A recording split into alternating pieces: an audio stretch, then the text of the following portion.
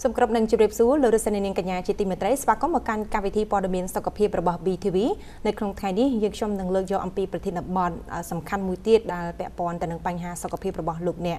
คือแปะปอนแต่หนึ่งการเชียบ้าจมือตึกนมแอมดาวปราปราธนามอังสุลิมดาวบานการเชิญชวนปีสำนักลูกประจำบัดยันสีหลงได้ชีประจำบัดไอเกตจมือตึกนมแอมกระเป็นหนึ่งออกโมในมณฑล8กาลไมจังดังคลำซาลำอัดในประเทศบอลนิยานานุสมอันนี้ชุบจมือหนึ่งลูกประจำบัดโดยต่อเติจ้าจุดเรียบสู้ลูกประจำบัดจุดเรียบสู้สุธิริสมจุดเรียบสู้ดอลบอมโอนปริมาตุเตสในกิจนได้แต่งได้ในยมกรมโตรกรรมทีสกปรกบอ BTV ให้จูบขยมทั้งไงนี่อัมพีประเทศบอททำไมมือเตี้ยได้ในยีอัมพีอังสุลินในขนมกาเชียบาจมือตึกนมไปประเภทที่ปีจีตูเตอร์เบอร์ซันจีในยีอัมพีอังสุลินนี่ปัจจุบันตูเตอร์หักโดยจีเหมือนเซอร์สกอลตีเป็นแต่เบอร์ซันจีสำหรับเนี่ยได้มีจมือตึกนมไปวิ่งกดปะไฮจีหนึ่งทลบสกอลอัมพีประเภทนำอังสุลินนี่ให้ก็มีปัจจุบันรถมาจนนู่นบานมีตัวสนับซิงคณีแต่ตรงจมูกอย่างอังสุลินนี้นกนงกาเชียบาจมูกตึกนมไปบอกกอดได้ไปคลาการโยนคืนบอกกอดนั่งเธอไอ้กอดใบจีคลาจอมปีการประปราอังสุลินนั่ง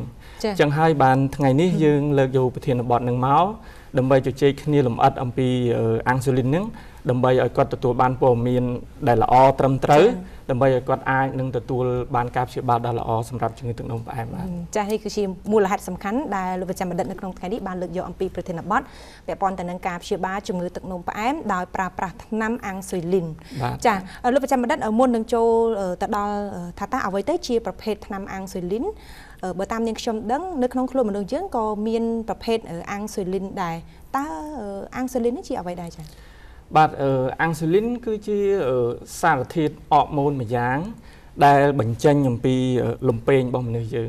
ตามธรรมดาในขนมปูบ่เยอะมีนสลายระมุ้ยที่หาทาลมเป็นให้ลมเป็นนี่มีนตัวนิตีสำคัญในขนมกาบรรจัยประเภทออกมูลมาอย่างได้หาทาอังสุลินนั่งไอ้ให้อังสุลินนี่เวียบรรจัยติดกระชานเวียตามกาหบจกบ่มเนื้อเยอะวิมีนตัวนิตีในขนมกาบรรทอยจิตสกอ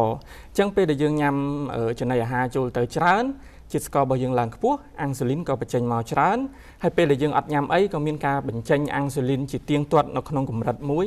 ดำใบเรียซากลุ่มรัดจิตสกอร์บอกมันเนื้อเยอะนั้นเอาเนาขนมกลุ่มรัดมุ้ยละอ้อจีกลุ่มรัดมุ้ยในเนี่ยได้สกปรกละอ้อคือเนามุนบายคือจิตสกอร์บอกว่าเตอเตียบเชียงมาโรยดับให้กลายเป็นยำไอ้ให้ตัวใบยังยำชราอย่างนาก็ได้อังสุลินนั้นคือช่วยบัดทอยจิตสกอร์นั้นเอาตัวเชียงมาโรยใส่สับนั่งสำหรับมันเนื้อได้มีสกปรกละอ้อตัววิ่งบาสันจีอังสุลินนี่มีการทอยจ่อในการบัญจัยหรือก็คุณภาพพระปรากนครูนบ่ยังนั่งเหมือนบานละอ้อเนี่ยจงเงินอาจล้างจิตสกอได้บรรดาเอาการจีจงเงินตึกนมไปอนุบาลเอาไว้ได้ลูกประจำบัดบานมีภาษาใบไม้นี้อัมปีมูลหัดได้ลูกประจำบัดเลิกยกประเทศบัดในครั้งไทยนี้โมกเจคนี้นำไปจีการจะรำไหลจูนตะดาวตุสในกระชนแปะปอนแต่หนึ่งประเภทนำอังสุลินได้ลูกประจำบัดบานมีภาษาทามีประชีพรอดมวยจำนวนคือมีการเงินชงให้ก็เหมือนตอนชุบบ้าอัมปีการปราบปรามในประเภทนำนี้จังจ้องลูกประจำบัดหลุมอัดจูนดาวตุสในกระชนแต่มาดองท่าตาเอาไว้เตอร์เชียประเภทนำอังสุลินบากับเตอร์อังสุลินนี่โดยสามีการศึกษาสาวเชียวยุลปีกาบัญจัยออกมูลอังสุลินนั่งปีหลุมเป้งในขนมกาประโจจิตสกอนั่งเนี่ยปราดบานจำรังจังเจียทนำมาอย่างได้เกี่ยวกับอังสุลินนั่งจีประเภททนำตึกให้ทนำนั่งคือเก็บโบมให้จะเนี่ยจมือได้มีการล้างจิตสกอเนี่ยจึงตึกนมปานนั่งดำใบบรรจุจิตสกอนั่งเอาบานละอ้อดำใบเอากดนั่งมีสกปรกละอ้อบาดจิตตุเตอร์อังสุลินเอาไว้ได้เก็บโรคคืนนี้คือปะหะปะหายแต่หนึ่งอังสุลินได้ไปจังปีหลุมเปงคลูนยืงในขนมคลูนนั้นคือเก็บปลาสำหรับจะดำไปไปจ่อจิตสกอร์ในไปได้ขนมคลูนยืงธรรมดายืงฟ้าอังสุลินนั้นบานจิตสกอร์ไปยืงล่างปูคลังจังเตอเก็บเทอจิตนำจะดำไปจุ่มนัวอังสุลินได้ฟ้านั้นกิจะนำปีกราวนึงไปโจ้ดำไปไปจ่อจิตสกอร์นึงเตอไอ้บานละออบานใช่เราประจำบัดแปะปอนแต่หนึ่งประเภทน้ำอังสุลินนี่มีประชีพประวัติมวยจำนวนบานเลือกลางทาหนึ่งทั่วอ้อยสถานเพียบจุ่มเงือตึกโนปแอมหรือบกอดการแต่ทุนง้อประสันบากอดจับประดามจะทำอังสุลินตรองจำนวนนี้ลูกประจำเดินมีการเบาสลายแบบนาได้ใช่นั่นคือที่เอาไว้ได้ดอกจบในขนมผนักกำเนิดบอกประชีจุนยืงได้กอดมีนจุ่มเงือตึกโนปแอมคือเบิกเกิดปีเรื่องอังสุลินนั่นเป็นยังจับประดามเพียบ้าคือกอดแต่งแต่ตัวละรอมวยอัศรูเลยกอดกระทาการได้จะอังสุลินเตอร์เพื่อเอาจุ่มเงือบกอดนั่งการแต่ทุนจังมุนแต่กับเตอร์ในขนมโกลกาในการเพียบาจุ่มเงือตึกโนปแอม គឺពួកយើងខំប្រឹងធ្វើយ៉ាងណាឲ្យជាតិស្ករហ្នឹងចុះល្អយើងមានតាំងពីការហាត់ប្រាណការតមចំណីអាហារ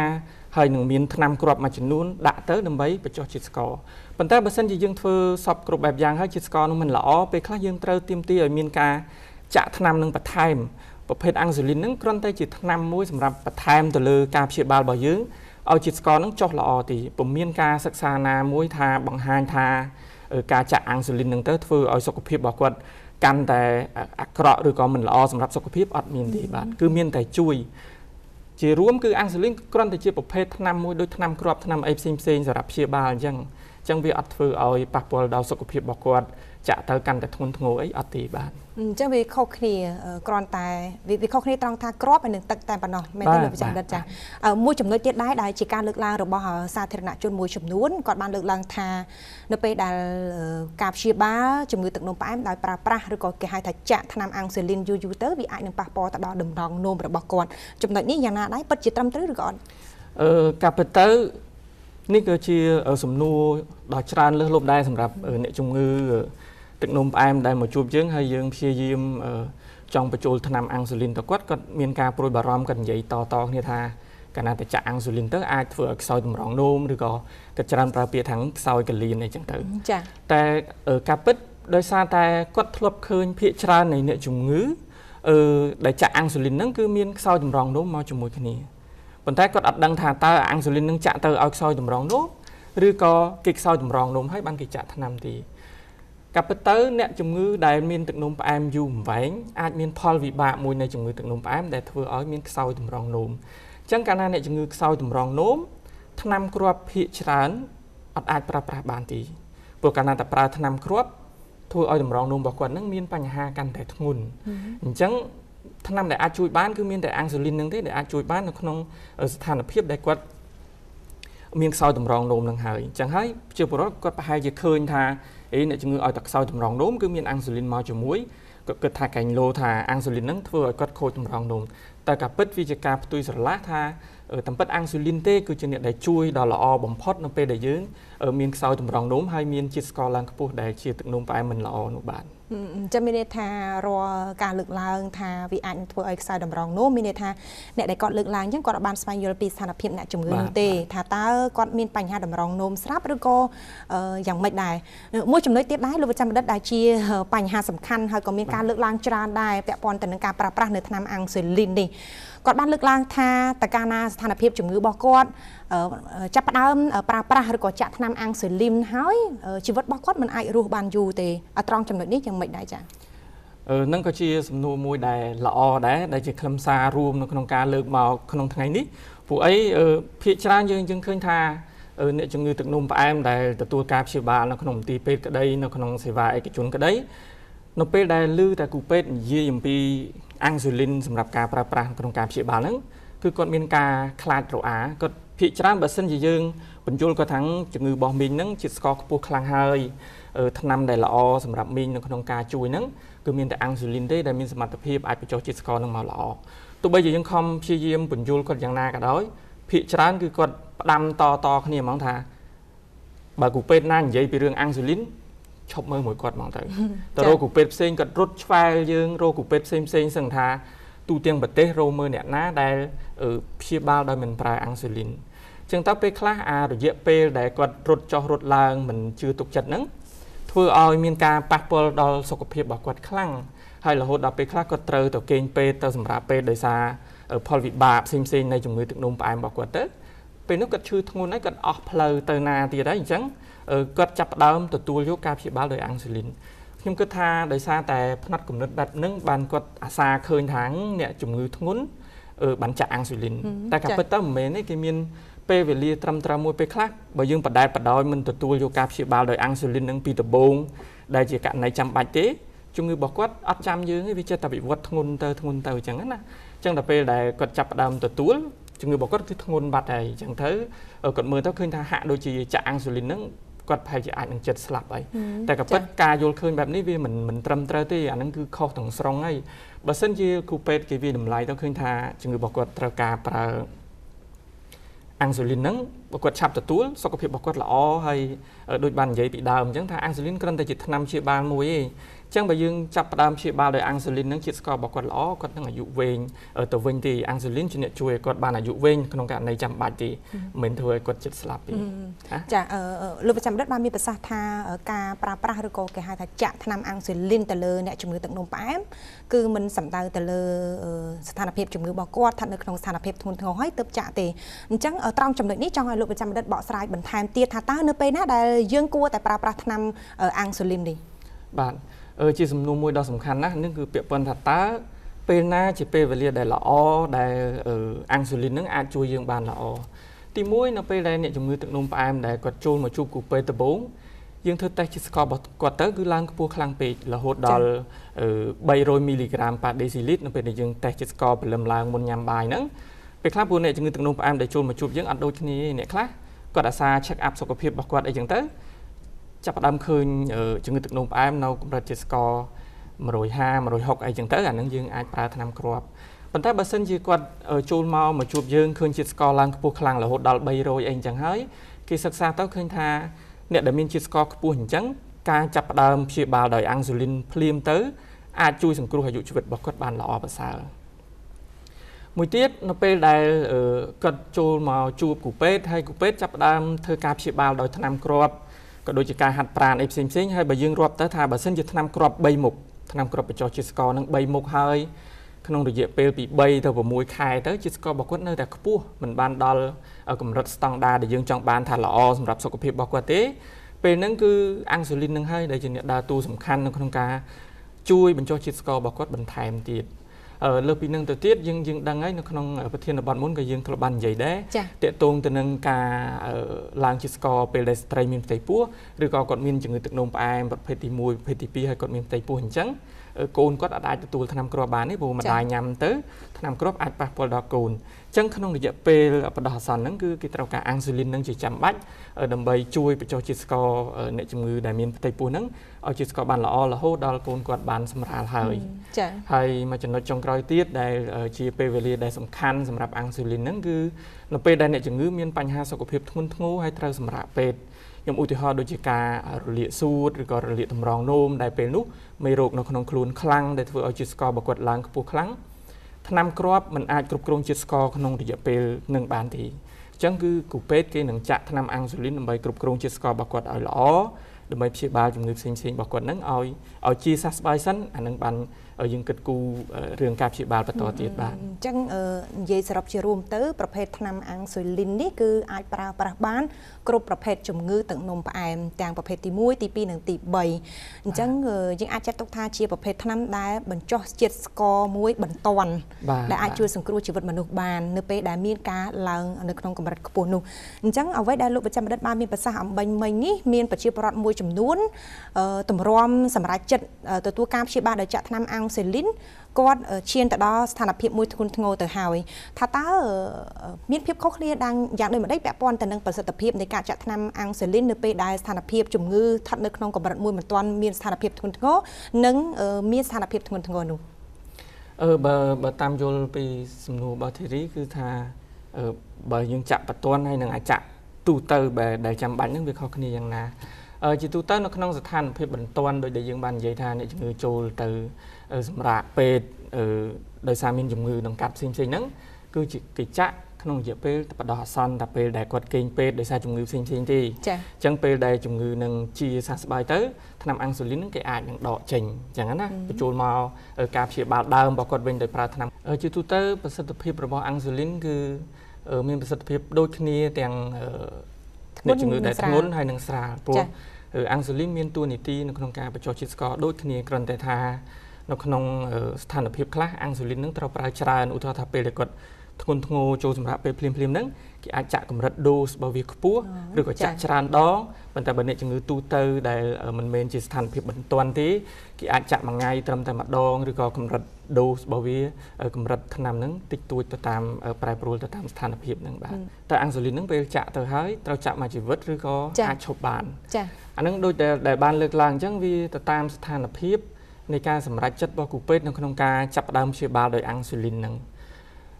ស្ថានភាពមានពីរខ្ញុំឧទាហរណ៍ដូចនៅក្នុងស្ត្រីមានផ្ទៃពោះហើយយើងចាក់ថ្នាំអាំងស៊ូលីននៅក្នុងករណីហ្នឹងគឺយើងចាក់តែពេលដែលគាត់ឡើងជាតិស្ករក្នុងកំឡុងពេលមានផ្ទៃពោះទេនៅពេលដែលគាត់សម្រាលកូនហើយគាត់អាចញ៉ាំថ្នាំគ្រាប់ញ៉ាំអីបានវិញគឺយើងអាចឈប់បានអញ្ចឹងណាមួយទៀតឧទាហរណ៍ថាគាត់ទៅគេងពេទ្យដោយសារមានករណីបន្ទាន់ដូចយើងបានជជែកគ្នាមិញហ្នឹងគេចាក់តែមួយពេលហ្នឹងទេគេចាក់ពេលដែលគាត់សម្រាលពេទ្យហ្នឹងទេពេលដែលគាត់បានធូរស្បើយពីជំងឺរបស់គាត់យើងអាចឈប់អាំងស៊ូលីនហើយត្រឡប់មករកការព្យាបាលដើមរបស់គាត់វិញដោយការប្រើប្រាស់ថ្នាំគ្រាប់អាហ្នឹងគឺក្នុងករណីដូចដែលបានលើកក្នុងឧទាហរណ៍ហ្នឹងគឺយើងអាចឈប់អាំងស៊ូលីននឹងបានមួយទៀតបើសិនជាយើងមើលទៅឃើញថាអ្នកជំងឺប្រើថ្នាំគ្រាប់អ្នកជំងឺហាត់ប្រាណអ្នកជំងឺមានរបបអាហារត្រឹមត្រូវចឹងនិយាយថាយើងខំធ្វើសពបែបយ៉ាងតាមគោលការណ៍ណែនាំសុខភាពហើយជាតិស្កររបស់គាត់នៅតែខ្ពស់យើងត្រូវការអាំងស៊ូលីនដើម្បីជួយក្នុងករណីហ្នឹងគឺយើងដាក់ចាក់អាំងស៊ូលីនទៅឲ្យជាតិស្កររបស់គាត់មានកម្រិតទេគឺយើងអាចឈប់បានទេគឺការព្យាបាលមួយរហូតតទៅពួកអីកាលណាតែយើងឈប់ជាតិស្កររបស់គាត់ជាហក់ឡើងមកវិញអាហ្នឹងគឺវាមិនមានផលល្អសម្រាប់សុខភាពរបស់គាត់ទេអញ្ចឹងក្នុងករណីនេះគឺដាក់ទៅគឺយើងចាក់បន្តជាប់រហូតចឹងទៅចាអញ្ចឹងមានន័យថាវាមានកម្រិតរបស់វាបើសិនជាស្ថានភាពមិនទាន់ល្អប្រសើរនឹងអាចបន្តប្រើប្រាស់នៅប្រភេទថ្នាំអាំងស៊ូលីននេះទៀតបន្តទៀតតែប៉ុន្តែប្រសាសន៍លើកឡើងរបស់លោកប្រចាំបណ្ឌិតអំបញ្ញមិញនេះបានបញ្ជាក់អំពីអត្ថប្រយោជន៍ខ្លះៗហើយសម្រាប់អ្នកជំងឺទឹកនោមផ្អែមនៅក្នុងការព្យាបាលដោយប្រើប្រាស់ថ្នាំអាំងស៊ូលីនប៉ុន្តែចង់ឲ្យលោកប្រចាំបណ្ឌិតលម្អិតបន្ថែមទៀតអំពីអត្ថប្រយោជន៍នៅប្រភេទថ្នាំមួយនេះសម្រាប់អ្នកជំងឺទឹកនោមផ្អែមវាមានផលប្រយោជន៍អ្វីខ្លះសម្រាប់អ្នកជំងឺទឹកនោមផ្អែមហើយវាមានផលអវិជ្ជមានដែរទេចា៎បាទសង្ខេបមកវិញជារួមអាំងស៊ូលីននេះមានផលប្រយោជន៍ខ្លាំងសម្រាប់អ្នកជំងឺទឹកនោមផ្អែមទី1គឺជាប្រភេទថ្នាំដែលអាចបញ្ចុះជាតិស្ករបានច្រើនជាងគេបំផុតក្នុងចំណោមថ្នាំព្យាបាលទឹកនោមផ្អែមទាំងអស់ទាំងថ្នាំគ្រាប់និងប្រភេទថ្នាំចាក់ផ្សេងទៀតអាំងស៊ូលីនមានប្រសិទ្ធភាពបញ្ចុះជាតិស្ករបានច្រើនជាងគេបំផុតទី2ទោះបីជាអ្នកជំងឺមានស្ថានភាពសុខភាពបែបណាក៏ដោយទោះបីជាគាត់មានខ្សោយតម្រងនោមឬក៏គាត់មានបញ្ហាថ្លើមអីក៏ដោយថ្នាំផ្សេងៗមិនអាចប្រើបានអាំងស៊ូលីនអាចប្រើបានហើយមួយទៀតអាំងស៊ូលីនគឺជាប្រភេទថ្នាំដែលអាចប្រើប្រាស់បានក្នុងកំឡុងពេលស្ត្រីមានផ្ទៃពោះថ្នាំផ្សេងៗប្រើអត់បានទេប្រើទៅប៉ះពាល់កូនប៉ុន្តែអាំងស៊ូលីនអាចប្រើប្រាស់បានដោយសុវត្ថិភាពមិនមានផលប៉ះពាល់ទៅលើកូនទេអញ្ចឹងណាចឹងវាពិតជាល្អប្រសើរ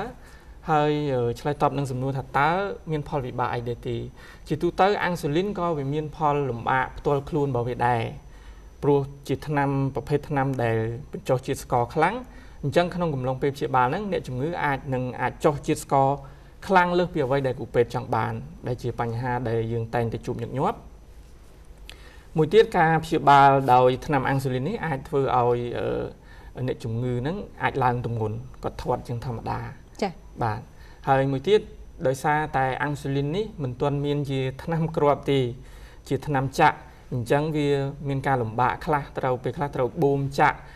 ស្បែកពោះវាឈឺអញ្ចឹងណាវាឈឺពេលខ្លះនៅកន្លែងដែលយើងចាក់ហ្នឹងមានអាចរលាកអាឡែកស៊ីឬក៏មានមេរោគអីចូលតាមកន្លែងដែលយើងចាក់ហ្នឹងប៉ុន្តែផលទាំងហ្នឹងគឺតិចតួចទេអញ្ចឹងហើយយើងអាចដោះស្រាយបានយើងនិយាយច្រើនអំពីប្រភេទថ្នាំអាំងស៊ូលីនគឺនិយាយថាចាក់នៅប្រភេទថ្នាំអាំងស៊ូលីននេះអញ្ចឹងការចាក់ហ្នឹងយើងទីមទីឲ្យអ្នកជំងឺហ្នឹងត្រូវតែជួបជាមួយនឹងវេជ្ជបណ្ឌិតឬក៏យើងអាចប្រើប្រាស់ដោយខ្លួនឯងបានហើយប្រើប្រាស់ដោយរបៀបណាដែរចា៎ជាទូទៅថ្នាំអាំងស៊ូលីននេះនៅក្នុងការចាប់ផ្ដើមព្យាបាលដំបូងវាចាំបាច់ណាស់ដែលអ្នកជំងឺត្រូវជួបជាមួយលោកគ្រូពេទ្យហើយលោកគ្រូពេទ្យនឹងជួយណែនាំគាត់អំពីថាតើថ្នាំហ្នឹងត្រូវបូមចាក់កម្រិតណាទី1ទាក់ទងនឹងកម្រិតដែលត្រូវបូមចាក់ទី2ថាតើកន្លែងណាខ្លះដែលគាត់ត្រូវចាក់អញ្ចឹងណាកន្លែងដែលត្រូវចាក់ហ្នឹងគឺមានធម្មតាថ្នាំហ្នឹងគឺចាក់នៅក្រោមស្បែកអញ្ចឹងអាចចាក់នៅជុំវិញផ្ចិតនៅនឹងក្បាលពោះយើងហ្នឹងហើយអាចចាក់បាននៅស្មាហើយនៅតាគៀកហើយនឹងសាច់កភ្លៅ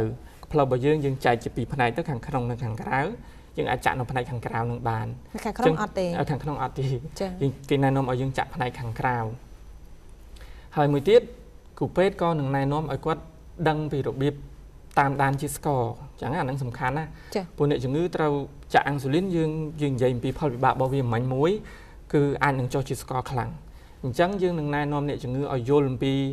រោគសញ្ញាផ្សេងៗនៃការចុះជាតិស្ករហើយបើចុះជាតិស្ករទៅគាត់នឹងអាចធ្វើរបៀបមិនបានអញ្ចឹងណាដើម្បីជួយគាត់ក្នុងមួយពេលហ្នឹងឲ្យច្បាស់ហើយនឹងធម្មតាតេស្តជាតិស្ករអ្នកជំងឺអាចទិញម៉ាស៊ីនមកតេស្តខ្លួនឯងយើងបរៀនគាត់ទៅគាត់ចេះតេស្តហើយមួយទៀតអំពីការថែរក្សាថ្នាំព្រោះអាំងស៊ូលីនយើងដឹងហើយបើសិនជាប្រជាជនដែលគាត់ធ្លាប់ស្គាល់អាំងស៊ូលីនគាត់ប្រកែកជានឹកឃើញពីអាំងស៊ូលីនហ្នឹងគឺគេដាក់ក្លាសេតកអញ្ចឹងណាវាមានពីរផ្នែកអាំងស៊ូលីនខ្លះប្រភេទពីមុនជាដបហើយប្រភេទបូមចាក់ចឹងដែរជាដបផ្សេងសារ៉ាំងបូមចាក់នឹងផ្សេងអាហ្នឹងគេដាក់ក្លាសេតក24ម៉ោងលើ24ម៉ោងអញ្ចឹងណាបើគាត់អត់មានទូទឹកកកគឺដាក់នៅក្នុងធុងទឹកកកហើយយើងទិញទឹកកកទៅដាក់ទៅប៉ុន្តែក៏មានប្រភេទអាំងស៊ូលីនគេប្រភេទថ្មីដែលគេទំនើបជាងមុនមានការកំណត់ចំណុះឲ្យបានច្បាស់លាស់ចឹងទៅឬក៏យ៉ាងម៉េចដែរអាថ្នាំប្រភេទថ្មីហ្នឹងគេធ្វើមកជាប្រភេទជាប៊ិចយើងនឹងបង្ហាញនៅក្នុងរូបភាពផ្សេងជាប៊ិចហើយអាចរក្សាបាននៅក្នុងបរិយាកាសខាងក្រៅរបស់យើងនៅក្នុងផ្ទះក្នុងអីហ្នឹងបានរយៈពេល1ខែដោយមិនខ្លាសេតកទេអញ្ចឹងណាអាហ្នឹងវាមានជាប៊ិចនៅក្នុងហ្នឹងមានអាំងស៊ូលីននៅក្នុងហ្នឹងស្រាប់យើងគ្រាន់តែតមកជុលទៅហើយយើងគេមានរបៀបកម្រិតចំនួនរបស់វាហើយយើងចាក់ហើយយើងរក្សាទុកខាងក្រៅមិនខ្លាសេតកទេអញ្ចឹងណាចាអញ្ចឹងមានន័យថាអ្នកជំងឺទឹកនោមផ្អែមដែលសម្រេចទទួលការព្យាបាលដោយប្រើថ្នាំអាំងស៊ូលីននេះបើសិនជាស្ថិតនៅក្នុងស្ថានភាពដំបូងគឺទាមទារឲ្យមានការតាមដានជួបជាមួយនឹងលោកវិជ្ជបណ្ឌិតអញ្ចឹងបើសិនជាបន្ទាប់មកអាចនឹងចាក់ថ្នាំដោយខ្លួនឯងបានឬក៏យ៉ាងម៉េចដែរត្រង់ចំណុចនេះតាមពិតទៅការព្យាបាលដោយអាំងស៊ូលីននេះច្បាស់ណាស់ថាអ្នកជំងឺត្រូវចាក់ថ្នាំដោយខ្លួនឯងព្រោះត្រូវចាក់រាល់ថ្ងៃយើងមិនអាចមកជួបគ្រូពេទ្យរាល់ថ្ងៃដើម្បីឲ្យគាត់ចាក់ទេ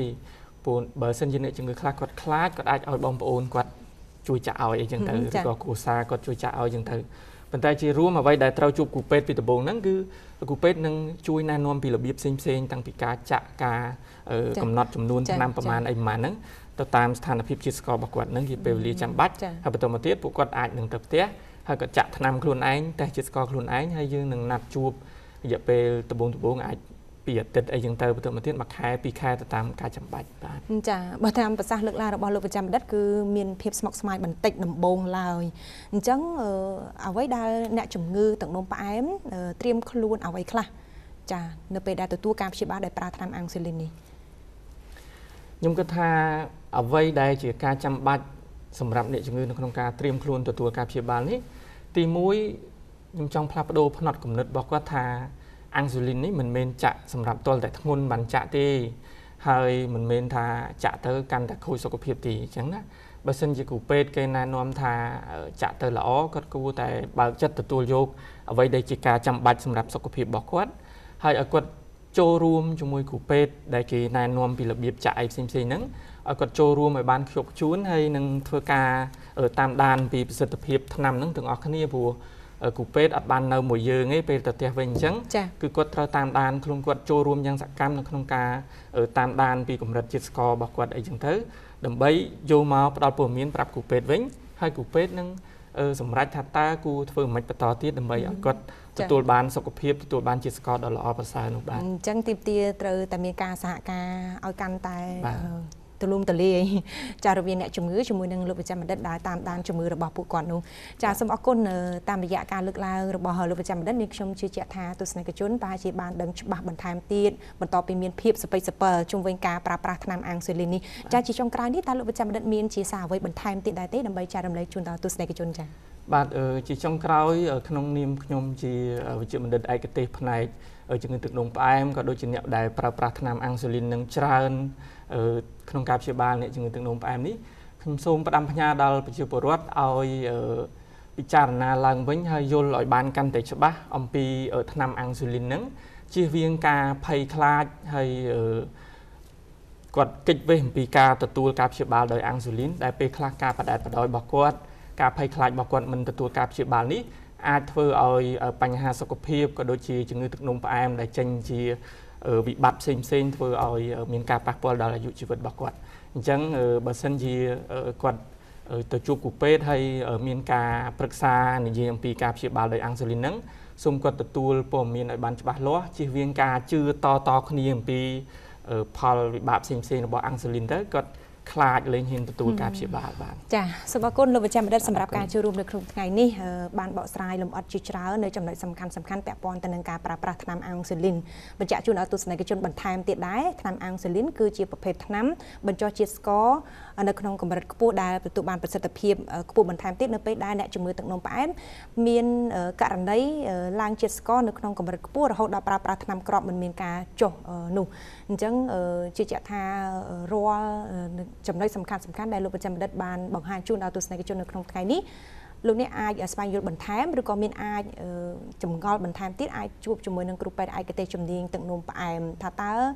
យើងគួរតែធ្វើបែបណាដើម្បីឲ្យសុខភាពរបស់យើងនៅពេលដែលយើងទទួលបានការព្យាបាលនោះប្រកបដោយប្រសិទ្ធភាពសូមអរគុណសម្រាប់ការតាមដានទស្សនារបស់លោកអ្នកជួបគ្នានៅក្នុងឱកាសក្រោយជាមួយនឹងប្រធានបទសំខាន់បន្ថែមទៀតដែលជាប្រយោជន៍សម្រាប់សុខភាពរបស់លោកអ្នកគណៈនេះនាងខ្ញុំរួមនឹងលោកប្រចាំបណ្ឌិតសូមអរគុណនិងសូមគោរពលា